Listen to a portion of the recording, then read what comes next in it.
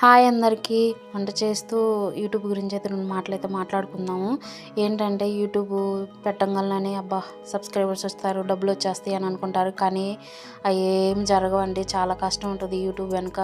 YouTube చేసేటప్పుడు ఛానల్లో content పెట్టుకొని కంటెంట్ లేక చాలా ఇబ్బంది పడతారు. దానివల్ల చాలా కష్టం ఉంటుంది. యూట్యూబ్ దిగిన తర్వాత ఏం వీడియో పెట్టాలి, ఏం వీడియో పెట్టకూడదు చాలా బుర్ర పోయేది. దానికైతే చాలా కష్టం ఉంటుంది. ఓపిక్గా చేయాలా, వీడియో ఎడిటింగ్ అనేదని ఇదని చాలా ఉంటాయి యూట్యూబ్లో.